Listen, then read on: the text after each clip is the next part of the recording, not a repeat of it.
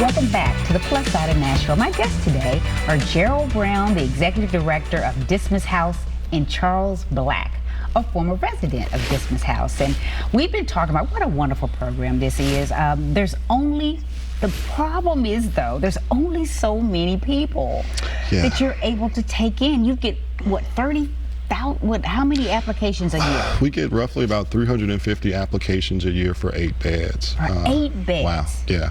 And the tough part is when we have applicants that want to be a part of our program, like Charles, that really has truly benefited from our program, is turning which of those Charles can we take because of availability. So our board decided a couple years ago to say, hey, let's expand that. Let's expand from serving 8 people at a time to serving 72 at a time. Wow. So over the last 3 years, we've started an expansion project, and we're building a new campus at 2424 Charlotte Avenue. And instead of serving roughly, our program is about 6 months is the average stay. So annually we serve about 20 people. But with our new campus, we'll be able to serve roughly 200 people. Wow. Well, I know in order to build that new campus and to maintain that new campus, it's going to take some funding. It has, and the community has supported us to this point, and they have continued to support us. The overall project is $11 million.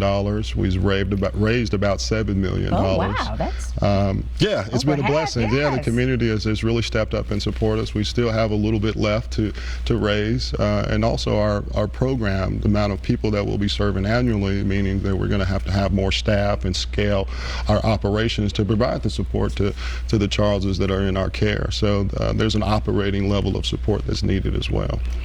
Charles, are you able to talk to people before they get out and tell them about Dismas House and encourage them to if they can't get in there, to get some sort of transitioning in their lives? Well, right now, as far as people being incarcerated? Yes. I really don't know a lot of people incarcerated right now. You have gotten past that. Yeah, but I'm willing to reach out to them. I recently kind of hooked up with a little church that do outreach as far as going to the jails and ministering to people. So maybe as I begin to grow with them, I will be probably going to the jail system and have the opportunity to talk to some of them like on that level. Well, Charles, let me say this in front of you, is we would love to hire you so you'll have that opportunity to help folks that are transitioning out of incarceration. So hopefully once we expand, it's an opportunity for you to be a part of the Dismas family as a staff member. So keep that in mind. I don't want to, no pressure. Because I was going to ask, when you do expand, that means you're going to have to have a larger staff, more volunteers, I would imagine. Yes. We're going to go from 3 staff members in that capacity to 25. Wow. So we're going to incrementally grow this thing over the next 2 years. And so with that expansion and that scale, we're going to need more volunteers to be mentors, to just be liaisons on behalf of the organization to our residents. We have volunteers that come and take guys to dentist appointments, come to take them to whatever some of those needs that the bus route can't get them to. So any and everybody that's willing and has an able body to help, then we'll take you as a volunteer. Sounds good. So if somebody wants to be a volunteer, what do they need to do? Is there something on your website? Visit our website, and it's a link on there on how to become a volunteer, and then somebody from our staff will reach out and orientate them. Fantastic. Well, I know you couldn't do what you do in the organization without some other partnerships. Yes. Out in the community, you have some great folks that are partnering with you to help provide jobs and some other types of services to sort of help you along. You want to shout out some of those folks? Yes. Vanderbilt University and all of their subsidiaries really help us provide the level of clinical and mental health services to our guys, especially within that first 90 days of them being in our care. The Department of Corrections really helps us as well from the transition from there facility into our home. We have a long-standing relationship with them. One of the things that we started here recently is dental services for our guys. You know, we're telling them, hey, don't worry, we'll take care of your dental needs. So Interfaith Dental has been instrumental in that.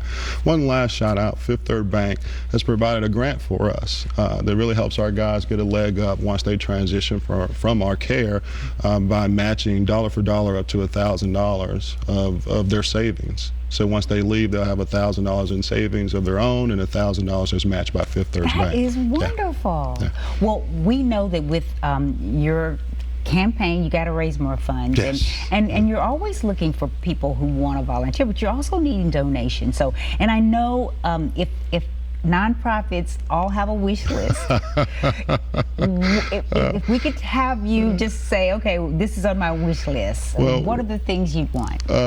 Whether it's nonprofit or for-profit, there's a financial endeavor associated with it. And so with Dismas House, we don't want to ultimately be in debt as an organization. And we've incurred right now about a $4 million debt that we need the community support to help us vanquish. So we don't use any resources towards paying that debt, but more so to serve our clients. So that's a need of about $4 million that we're lacking right now. So I know if anybody's watching would like to donate and help out Dismas House, I know they'll be welcome you. Yes, every red cent. Every red cent counts. So we're going to continue the conversation, so stay with us. We'll be back with more right after this.